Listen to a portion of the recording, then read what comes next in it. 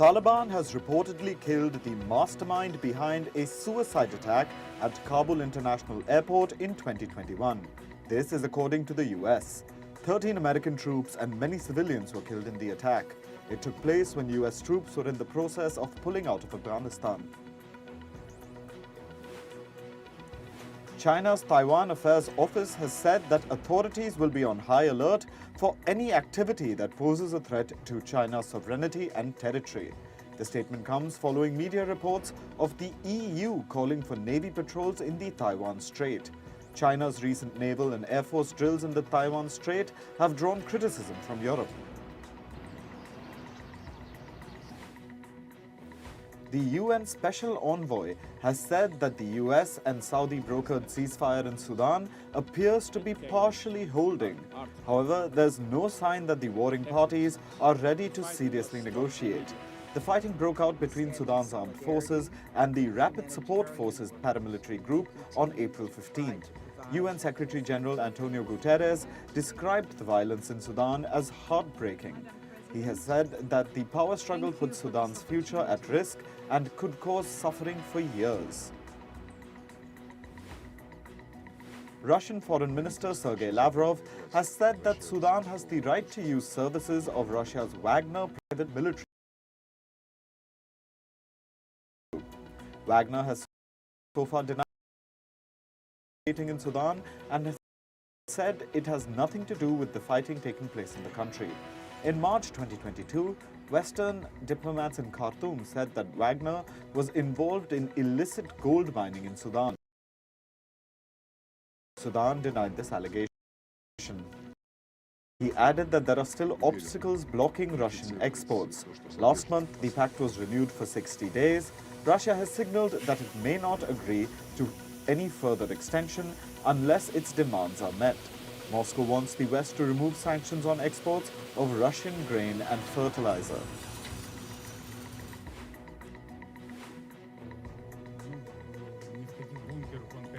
Kremlin spokesperson Dmitry Peskov has said rumors that Russian President Vladimir Putin has body doubles and sits in bunkers are lies. Putin has often been accused of using lookalikes or body doubles during his trips outside Moscow. In January 2023, Ukrainian military intelligence officials told a news platform that Putin is terminally ill with cancer. Former workers of the Chernobyl power plant held a candlelight vigil. This was to mark the 37th anniversary of the nuclear disaster at Chernobyl.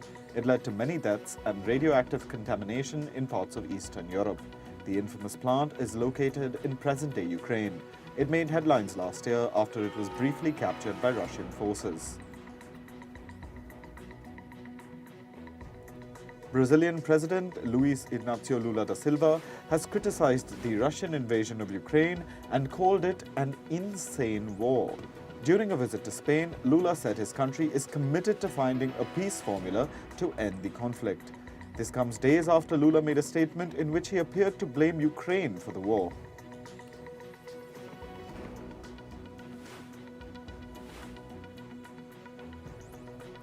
Portugal's President Marcelo Rebelo de Sousa has said that his country should apologize and take responsibility for its role in the transatlantic slave trade.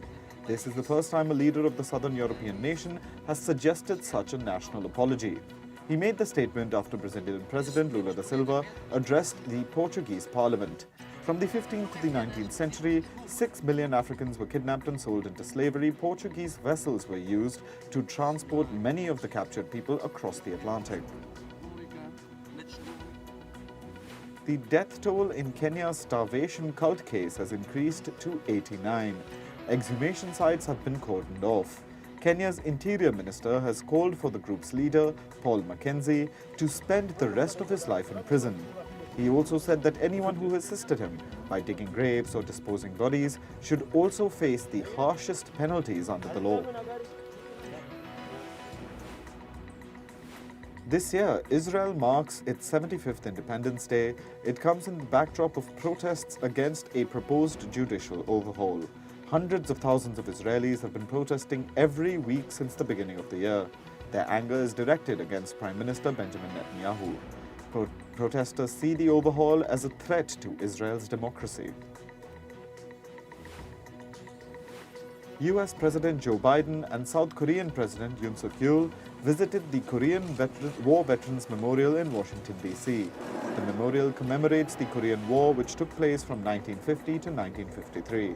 Yoon is the first South Korean leader to pay a state visit to the US in 12 years. The visit marks the 70th anniversary of bilateral ties between the US and South Korea. Former US President Donald Trump has released a video in response to US President Joe Biden's presidential candidacy. He said, and I quote, "Biden has totally humiliated our nation on the world stage and has led us to the brink of the Third World War." An opinion poll was completed the day before Biden announced his re-election bid. It showed that the American public is not interested by the prospect of a rematch between Biden and Trump. White House Press Secretary Karine Jean-Pierre has said that Joe Biden has been able to deliver and get things done. She dismissed any concerns that Biden's age might pose during his election campaign. Joe Biden is 80 years old, making him the oldest US president in its history. A summit in Bogota on Venezuela's political crisis has concluded. Colombia's foreign minister said that the delegations from 20 countries, including the United States, support easing sanctions against the Venezuelan government. This is if Venezuela pledges to hold free and transparent elections.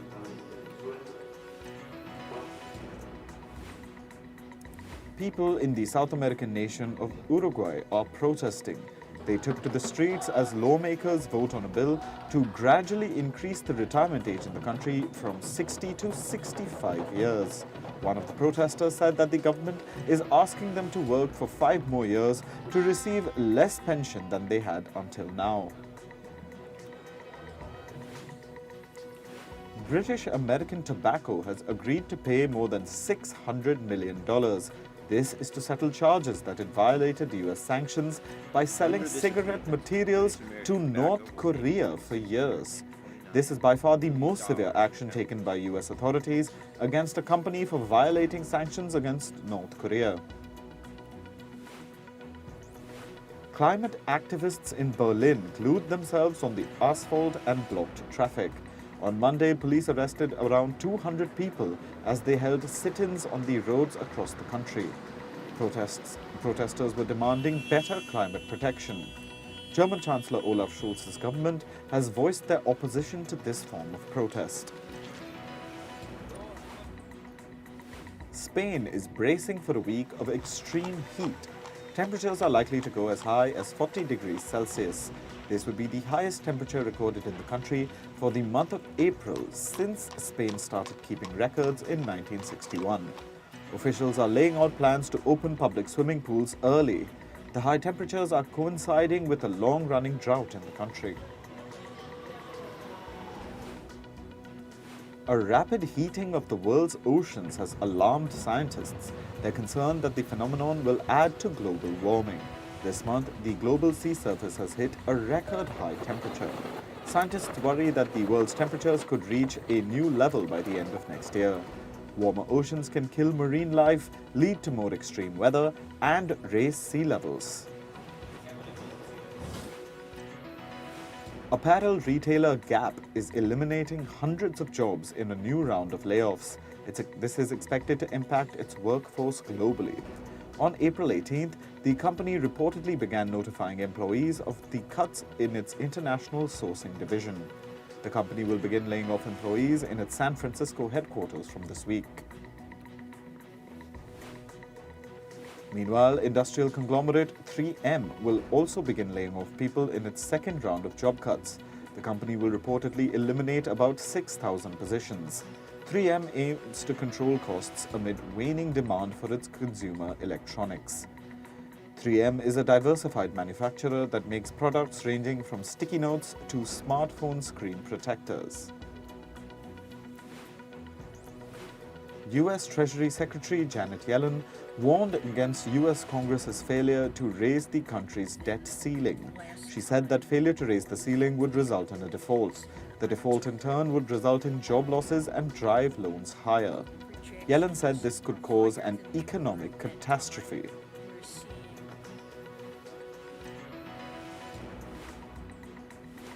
US lender First Republic Bank is reportedly exploring the sale of its assets.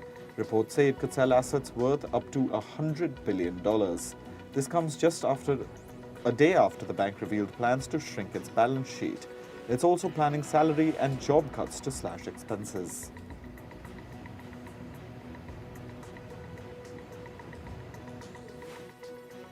Senior Citigroup executive Paul Barrett has left the bank. This comes after reports of his meetings with the late sex offender Jeffrey Epstein. Barrett met Epstein while he was employed at JP Morgan. He reportedly kept meeting the sex offender even after Epstein's JP Morgan accounts were closed. JP Morgan has been sued by victims of Epstein for allegedly financing his illegal sexual activities. The US unit of crypto exchange Binance has called off its deal with bankrupt crypto lender Voyager Digital. It had earlier agreed to buy Voyager's assets for more than $1 billion. The company has cited a hostile and uncertain regulatory climate for calling off the deal. Voyager has been looking to raise funds through asset sales to repay its creditors. Voyager collapsed into bankruptcy last year. Bankrupt crypto firm FTX has reached an agreement to sell its crypto derivatives platform LedgerX. It will sell the unit to an affiliate of Miami International Holdings. FTX will reportedly sell the platform for $50 million. Miami International Holdings owns the Bermuda Stock Exchange and several US-registered securities exchanges. Japan's Honda Motor has reportedly struck a strategic collaboration deal with Taiwan Semiconductor Manufacturing Co. As part of the deal, TSMC will help Honda with a stable supply of semiconductors. TSMC is one of the world's largest semiconductor companies. The deal comes as Honda is planning to introduce 4 new electric vehicles by 2026. The European Union has ordered 19 big tech firms to adopt its landmark Digital Services Act. The 19 companies include Facebook, Instagram, Twitter, and Snapchat, among others. The Digital Services Act requires the companies to adopt a code of conduct and share data with the authority, among a host of other requirements. The companies must implement the rules by August. US officials have warned companies against increased reliance on artificial intelligence tools.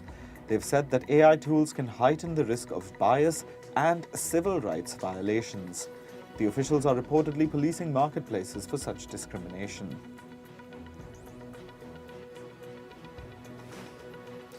Moving on to sports, in yesterday's IPL match, Gujarat Titans crushed Mumbai Indians by 55 runs. The match was played at the Narendra Modi Stadium in Ahmedabad. Gujarat set a stiff target of 208 runs. Shubman Gill scored a neat half-century. Mumbai lost 5 wickets in the first 9 overs and ended with 159 runs in their 20 overs. Afghan spinner duo Rashid Khan and Noor Ahmed picked up 2 and 3 wickets respectively, closing out the win for Gujarat. In Test cricket, Minnows Ireland created history against Sri Lanka in the ongoing Test series. The match is being played at the Gale Stadium in Sri Lanka. Ireland took full advantage of the batting conditions and piled up 492 runs, their highest Test score ever. Irish batters Paul Stirling and Curtis Camphor scored individual centuries. Captain Andy Balbirnie also contributed to the historic score with a 95-run knock. Ireland only gained Test playing status in 2017 and have lost all 5 games so far. In football, Aston Villa beat Fulham 1-0 at Villa Park. Tyrone Mings scored the winning goal with a header on an in-swinging corner kick. The win bumped Villa up to 5th place in the Premier League. It gives a boost to their chances of competing in a European Championship after a gap of almost 13 years. After suffering a humiliating 6-1 defeat at Newcastle, Tottenham Hotspur's players said that they would reimburse fans who travelled for the game. The North London club have also promised their fans that they'll make a comeback with just 6 games left in the Premier League. Meanwhile, Spurs have fired interim coach Christian Stellini after their recent defeat.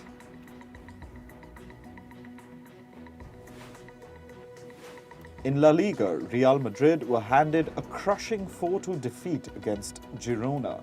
Girona's Valentin Castellanos, nicknamed Tati, scored 4 goals against Real. Real's Vinicius Jr. and Lucas Vazquez scored the 2 goals for their side. With 7 games left to play, second-placed Madrid's title chances are in tatters after the loss to Girona. And here's some good news for North American soccer fans. UEFA President Alexander Schäferin has hinted at potentially hosting the UEFA Champions League final in the US. The Champions League has been gaining popularity in North America lately. However, Schäferin has flagged the issue of time zone differences. This is because matches held in the Pacific Coast would mean kickoff times are past midnight for European fans. Over a year ago, Ukrainian football team FC Mariupol was disbanded as the city was destroyed in fighting. Now, a Ukrainian community living in southern Brazil has decided to turn its local team into FC Mariupol. The club AA Batel said they would don Mariupol's kits, crest and logo for the next 6 games. The Brazilian club aims to revive the spirit of football in war-torn Ukraine with their gesture. In tennis, Wimbledon has banned the flags of Russia and Belarus from this year's championships. Several Russian and Belarusian players have signed personal declarations stating they will compete as neutrals. They've also said they will refrain from making any statements regarding the war. Wimbledon has also promised to fund the accommodation of Ukrainian players. £1 will be donated to Ukraine's relief efforts for every Wimbledon ticket sold. Formula One has confirmed a new format for the 2023 season. The new format, called Sprint Shootout, will be implemented starting with the Azerbaijan Grand Prix this weekend. F1's new format will see Friday's qualifiers set the grid for Sunday's race, while Saturday will feature the Sprint Shootout, which will set the order of the 100-kilometer race that follows. The new format gives drivers a second chance for qualifying for the Sunday race. In badminton, the 2023 Asia Championships began yesterday at the Sheikh Rashid bin Hamdan Hall in Dubai. Indian shuttler Malvika Bonsad lost to top seed Akane Yamaguchi 25-23, 21-19. With her win, Japan's Yamaguchi advances to the round of 16. Meanwhile, Indian doubles pair Rohan Kapoor and Sikki Reddy advanced to the round of 16. The Indian duo edged past UAE's Dev Vishnu and Tabia Khan 21-15, 21-11. Dune actor Rebecca Ferguson has said that Dune 2 will exceed audience expectations. The hotly anticipated sequel will release in November. The returning cast of the movie includes Timothée Chalamet and Zendaya. Dune 2 is currently in post-production.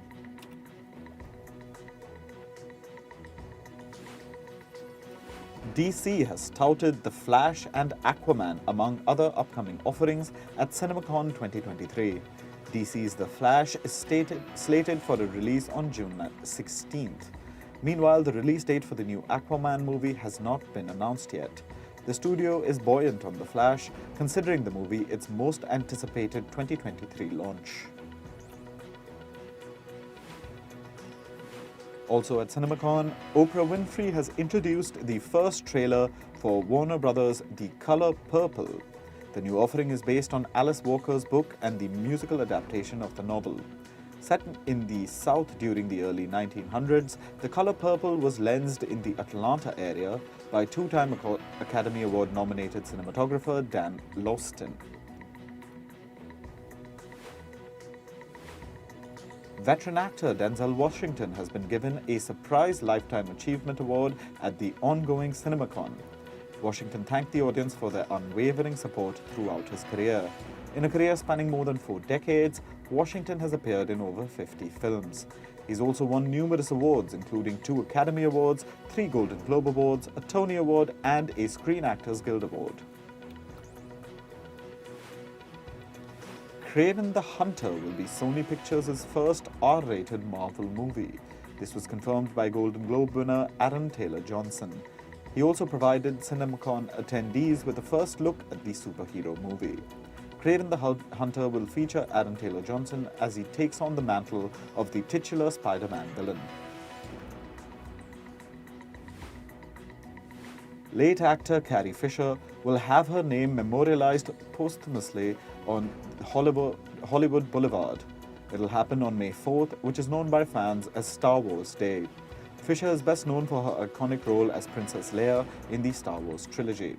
Her daughter, Billie Lourd, will be accepting the star on behalf of her mother. Fisher passed away in 2016 at the age of 60. Halle Bailey has unveiled the new Barbie doll version of her Little Mermaid character. The new Little Mermaid Barbies by toy maker Mattel also include King Triton and Ursula character dolls. The Little Mermaid is set to hit US theaters on May 23rd. Mattel has also introduced its first Barbie with Down syndrome in a bid to make its famous doll range more inclusive. The toy maker says that the new doll's face is a rounder shape, has almond-shaped eyes, smaller ears, and a flat nasal bridge. The doll is dressed in a puff-sleeved frock adorned with butterflies and flowers in yellow and blue. These are colors associated with Down syndrome's awareness. Ed Sheeran took to the witness stand in a New York courtroom.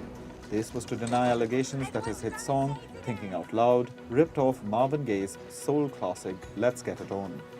32-year-old Sheeran was called to testify in the civil trial by the heirs of Ed Townsend, Gaye's co-writer in the 1973 soul classic.